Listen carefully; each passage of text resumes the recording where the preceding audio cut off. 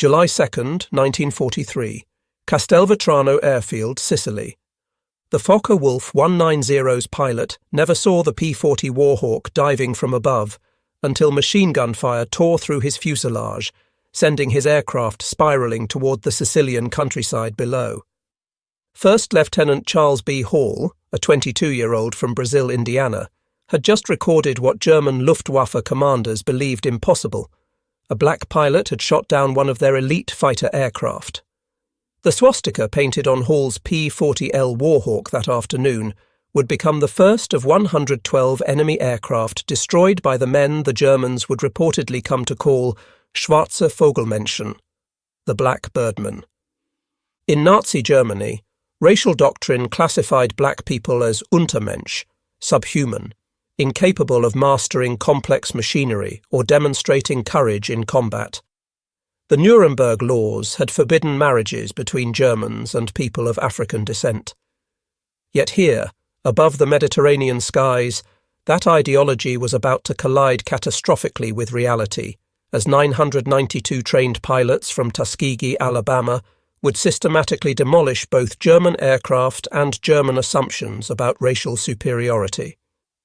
What the Luftwaffe pilots didn't know as they climbed to intercept American bombers in 1943 was that they were about to face some of the most rigorously trained, highly motivated fighter pilots in the entire United States Army Air Forces, men who had overcome obstacles their white counterparts never faced, who had trained harder and longer than standard pilots, and who carried into battle not just the weight of national duty, but the burden of proving an entire race's capability.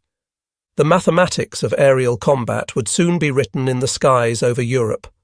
15,000 combat sorties, 1,578 missions, 112 aerial victories, and a bomber escort loss rate significantly lower than white fighter groups. Statistics that would force even the most fanatical Nazi ideologues to confront the bankruptcy of their racial theories. The journey toward that first aerial victory began not in combat, but in the hostile environment of American segregation. In 1925, the U.S. Army War College had published a report titled Employment of Negro Manpower in War that concluded, "Compared to the white man, he is admittedly of inferior mentality. He is inherently weak in character." This official military assessment claimed that black soldiers lacked the intelligence for technical roles and the courage for combat leadership. Yet even as military leaders clung to these prejudices, a small group of black Americans was already proving them wrong. Eugene Bullard had flown for France in World War I because America wouldn't let him serve. Bessie Coleman had earned her pilot's license in France in 1921 when no American flight school would accept her. By the 1930s, the Coffey School of Aeronautics in Chicago had trained dozens of black civilian pilots, demonstrating that flying skill knew no racial boundaries. The pressure for change intensified as war clouds gathered over Europe. Civil rights leaders like Walter White of the NAACP, Labour leader A. Philip Randolph, and Judge William H. Hastie lobbied relentlessly for black inclusion in military aviation. Black newspapers, the Chicago Defender, the Pittsburgh Courier, the Baltimore Afro-American, hammered the Roosevelt administration with a simple question: how could America fight for democracy abroad while denying it at home? On April 3, 1939, Public Law 18 finally cracked open the door. Senator Harry H. Schwartz had inserted an amendment requiring the civilian pilot training program to include one or more schools designated by the Civil Aeronautics Authority for the training of any Negro air pilot. It was a grudging concession wrapped in segregation, but it was a beginning. When Franklin Roosevelt ran for an unprecedented third term in 1940, he needed black votes in key northern cities. On January 16, 1941, Secretary of War Henry L. Stimson announced the formation of the 99th Pursuit Squadron, an all-black flying unit. The announcement came with a caveat that revealed the military's expectations. This would be an experiment to test whether blacks could be trained as combat pilots. Captain Benjamin O. Davis, Jr. understood the weight of command when he led 26 pilots of the 99th Fighter Squadron to North Africa in April 1943. The son of America's first black general, Davis had endured 4 years of silent treatment at West Point, where no white cadet would speak to him outside of official duties. Now he commanded men who carried not just their own hopes, but the aspirations of 13 million black Americans. The 99th arrived at Farjuna, Tunisia, attached to the 33rd Fighter Group under Colonel William W. Momia, a commander who made no secret of his skepticism about black pilots. Momia assigned them patrol missions over the Mediterranean, keeping them away from the real action. He wanted them to fail, and when they didn't immediately excel, he had his excuse. The morning of June 2nd, 1943, marked their first combat mission, an attack on the Italian-held island of Pantelleria. As their worn P-40 Warhawks climbed toward their targets, German fighters suddenly appeared. The Tuskegee pilots held formation, protecting their bombers. No aircraft were lost on either side, but the Germans had learned their first lesson. These pilots wouldn't break under pressure. But it was July 2nd, 1943, that changed everything. Charles Hall was flying his 8th mission, escorting B-25 Mitchell bombers attacking Castelvetrano airfield in Sicily. 2 Focke-Wulf 190s bore down on the bomber formation. Hall later testified, "I saw 2 Focke-Wulfs following the bombers just after the bombs were dropped. I headed for the space between the fighters and bombers and managed to turn inside the Jerrys. I fired a long burst and saw my tracers penetrate the second aircraft. He was turning to the left, but suddenly fell off and headed straight into the ground." When Hall landed, the entire base erupted. Black ground crews, who had endured months of insults from white personnel, finally had their answer to every slight. Hall's victory was the first aerial kill by a black American pilot in U.S. military history. By January 1944, the 99th Fighter Squadron had been in combat for 7 months, but Colonel Momier had filed a devastating report claiming they lacked aggressiveness and recommending their removal from combat. The report reached General Henry Hap Arnold, who prepared to shut down the experiment.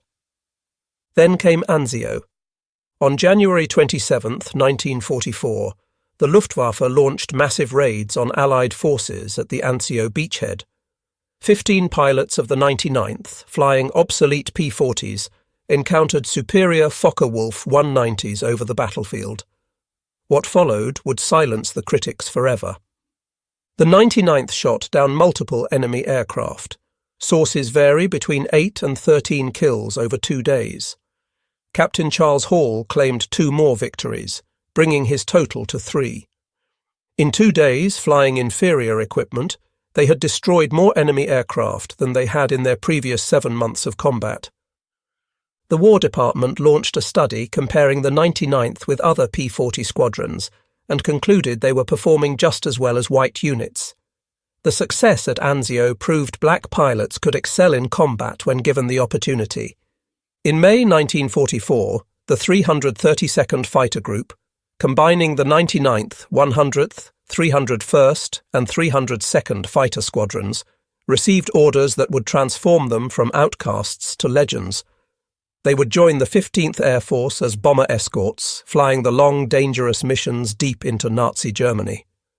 Colonel Benjamin Davis gathered his pilots at Ramitelli Airfield on Italy's Adriatic coast. "We cannot afford to lose bombers," he told them. "Our job is not to be aces. Our job is to bring those bombers home." This directive would define their combat philosophy: stay with the bombers, no matter what. In June 1944, General Nathan Twining ordered a systematic marking system for fighter groups. Each would receive distinctive colours for instant identification. The 332nd was assigned red, not just red noses or red bands, but entire tail sections painted crimson.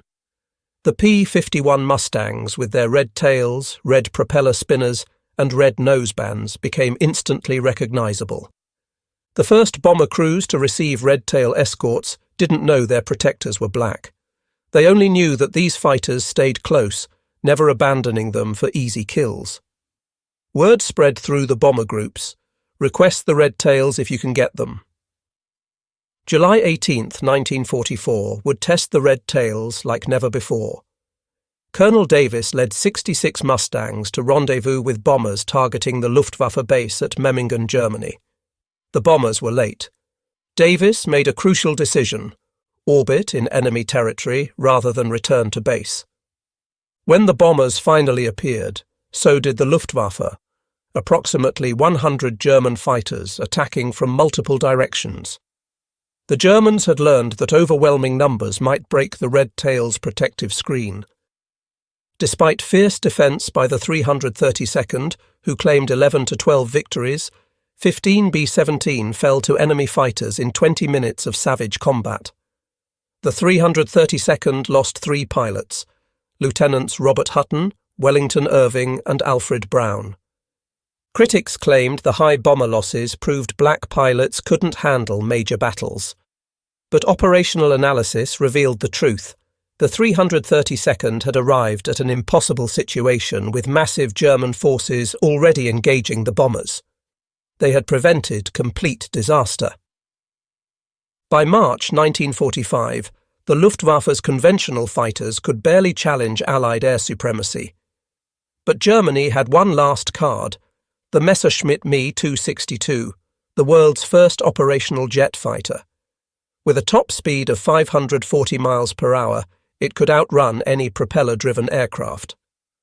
On March 24, 1945, the 332nd Fighter Group received its most challenging assignment: Escort bombers 1,600 miles round trip to Berlin to attack the Daimler-Benz tank factory.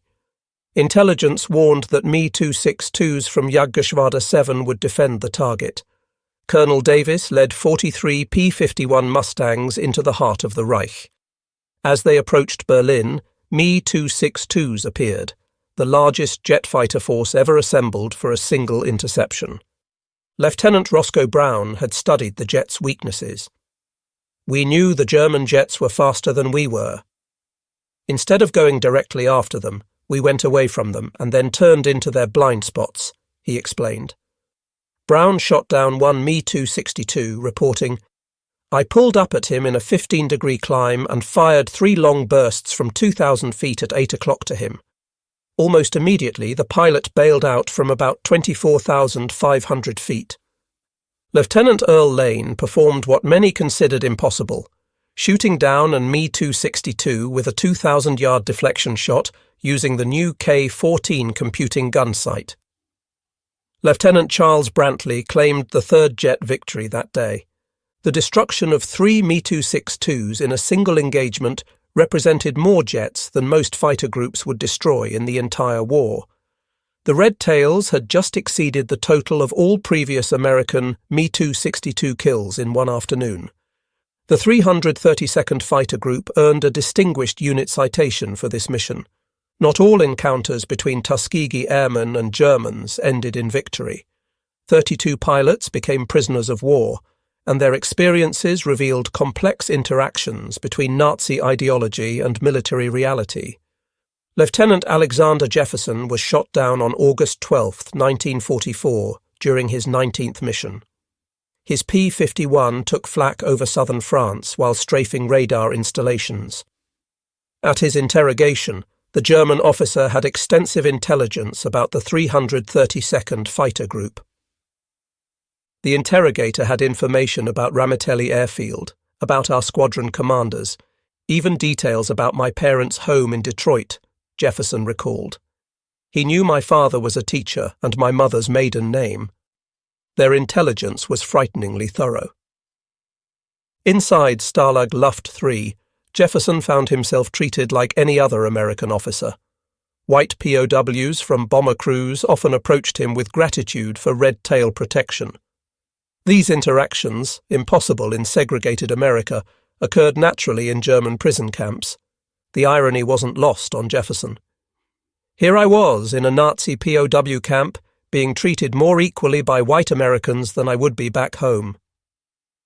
When the war ended and Jefferson returned to the United States, he was immediately segregated at the disembarkation point. While German pilots reportedly acknowledged the Red Tail's skill with the nickname Schwarze Vogelmännchen, American bomber crews became their most vocal champions. These men, who faced death on every mission, cared nothing about race, only survival. Bomber crews developed their own mythology about the Red Tails. Stories spread about their distinctive flying style, the way they waggled their wings in greeting, their tight formations, their refusal to abandon damaged bombers. Red Tail Angels became the bomber crew's name for them. The statistics supported the bomber crew's preferences. Research by Air Force historian Dr. Daniel Hallman revealed that bombers under 332nd Fighter Group Escort lost only 27 aircraft to enemy fighters, compared to an average of 46 for other P-51 groups of the 15th Air Force. This superior protection rate occurred despite the Red Tails flying some of the longest and most dangerous missions of the war. By war's end, the Tuskegee Airmen had compiled a combat record that demolished every pre-war assumption about black military capability. Combat operations: 1,578 combat missions flown, 15,000 plus individual sorties completed, 179 bomber escort missions, 311 missions for the 15th Air Force, enemy aircraft destroyed, 112 enemy aircraft destroyed in aerial combat, 150 enemy aircraft destroyed on the ground, 3 Me-262 jet fighters shot down on March 24, 1945. Ground targets destroyed, 950 railcars, trucks and motor vehicles, 254 locomotive engines. TA-22, former Italian destroyer Giuseppe Missori, damaged beyond repair on June 25, 1944. Protection record: 27 bombers lost to enemy fighters, versus 46 average for other groups. Superior protection rate maintained across 179 escort missions. Individual achievements: Lee Archer, 4 confirmed victories. Joseph Ellsbury, 4 victories, including 3 FW-19s on July 12, 1944. Edward Toppins, 4 victories. Clarence Lester, 3 kills in 1 mission, July 18, 1944.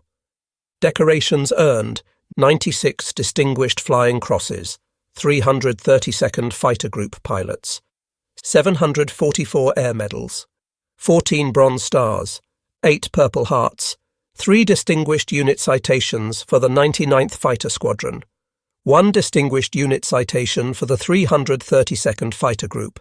Human cost: 66 pilots killed in action, 32 pilots captured as prisoners of war, 84 killed in training and non-combat missions. The transformation from mockery to respect wasn't just about courage. It reflected superior American training methods and technological advantages the Red Tails wielded with precision. At Tuskegee, pilots flew more hours than their white counterparts, 300 compared to 200 for white pilots. They practiced formation flying obsessively, knowing that in combat, discipline would be their edge. The washout rate at Tuskegee was 60%, compared to 40% for white cadets. Only the very best survived the program, creating what Colonel Noel Parrish, Tuskegee's commander, called a super-selected group. The progression through aircraft types told its own story. The 99th began with hand-me-down P-40 Warhawks, already obsolete when they arrived in North Africa. These liquid-cooled Allison engine fighters were inferior to German Bf-19s and FW-19s in almost every performance metric. Yet the Tuskegee pilots used the P-40's superior turning ability and rugged construction to hold their own. The arrival of P-51 Mustangs in July 1944 transformed the Red Tails into equals of any fighter unit in the war. The North American P-51D Mustang represented American industrial perfection. Its Packard-built Merlin engine gave it a top speed of 437 miles per hour. Its 6.50 caliber machine guns could destroy any aircraft. Most importantly, its range, over 1,600 miles with drop tanks, allowed it to escort bombers anywhere in the Reich. Behind every pilot who shot down a German aircraft stood dozens of support personnel, mechanics, armourers, crew chiefs, who kept the red tails flying. Of the approximately 16,000 Tuskegee Airmen who served, fewer than 1,000 were pilots. The rest were the unsung heroes who made victory possible. The ground crews worked miracles with limited resources.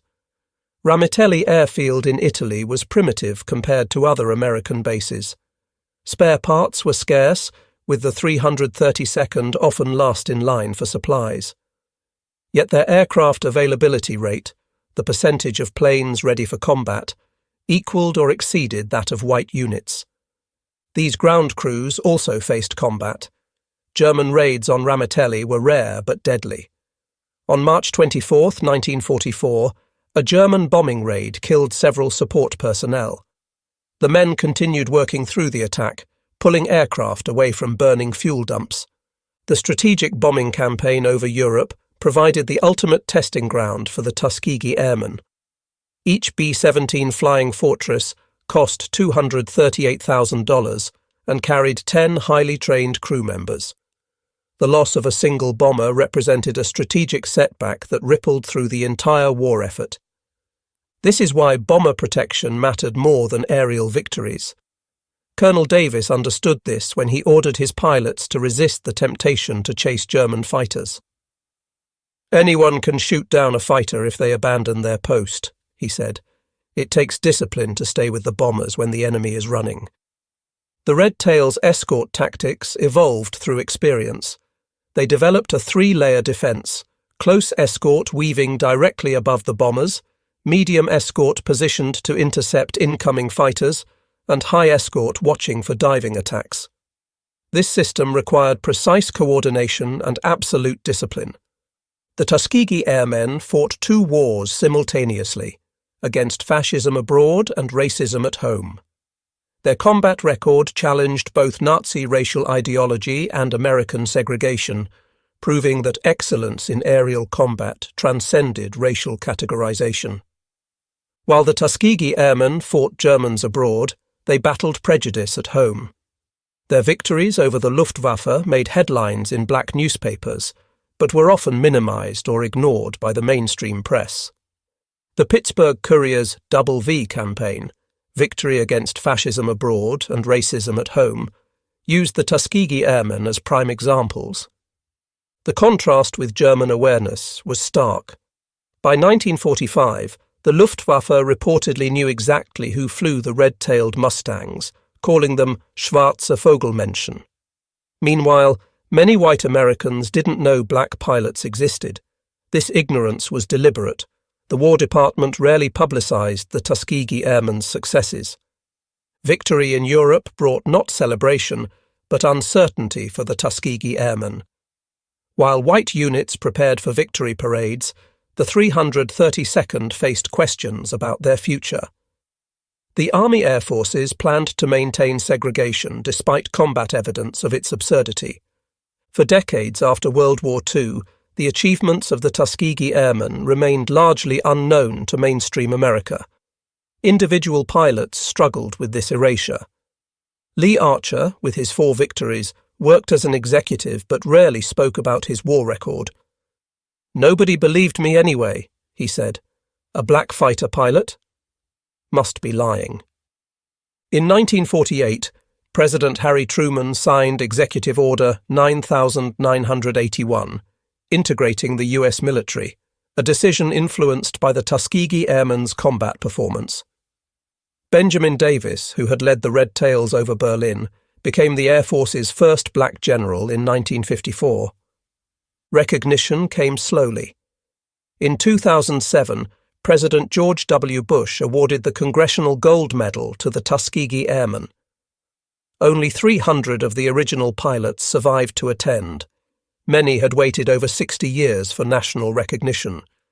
The transformation from mockery to respect wasn't mythology, but documented fact. The numbers remain irrefutable. 112 aerial victories against the Luftwaffe. 3 Me-262 jet fighters destroyed in one mission. 150 enemy aircraft destroyed on the ground. 27 bombers lost versus 46 average for other groups. 96 distinguished flying crosses earned by 332nd Fighter Group pilots. The reportedly nicknamed Schwarze Vogelmenschen proved that prejudice crumbles when confronted with undeniable capability. Every German fighter destroyed, every bomber protected, every mission completed added evidence to an irrefutable case. The colour of a pilot's skin had nothing to do with his ability to fly and fight. Roscoe Brown, who shot down a German jet over Berlin, summarised their achievement. "We didn't just fight the Germans. We fought ignorance, prejudice and hatred, and we won all 3 battles." The Tuskegee Airmen hadn't just won battles, they had changed history. They fought 3 wars simultaneously and won them all, defeating the Luftwaffe in combat, challenging Nazi racial ideology through performance, and eventually helping demolish American segregation through undeniable excellence. When given the opportunity, the Tuskegee Airmen soared, transforming mockery into respect, prejudice into acceptance, and enemies into witnesses of their extraordinary achievement.